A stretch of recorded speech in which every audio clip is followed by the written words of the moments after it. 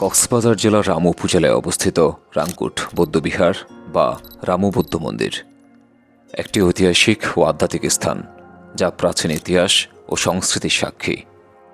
কথিত আছে প্রায় ৬০০ বছর আগে গৌতম বুদ্ধ তার প্রধান সেবক আনন্দ ভিক্ষুকে নিয়ে এখানে রাত্রিযাপন করেছিলেন। সে সময়ে তিনি একটি ভবিষ্যৎবাণী করেন, এই স্থান বৌদ্ধ ধর্মের একটি গুরুত্বপূর্ণ কেন্দ্রে পরিণত হবে।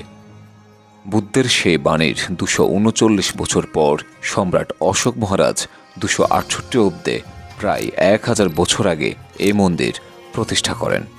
তিনি বুদ্ধের প্রচারিত ৮৪,০০০ ধর্মবাণীর স্মরণে ৯৬ কোটি স্বর্ণ মুদ্রা ব্যয় করে ৮৪,০০০ ধর্মচৈত্য প্রতিষ্ঠা করেন।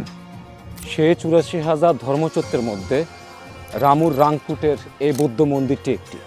১৭৮৫ খ্রিস্টাব্দে আরাকানের রাজারা বৌদ্ধ ধর্মের পৃষ্ঠপোষক ছিলেন। তাদের শাসনামলে রামু অঞ্চলে বৌদ্ধ স্থাপত্য ও সংস্কৃতি ব্যাপক বিকশিত হয়।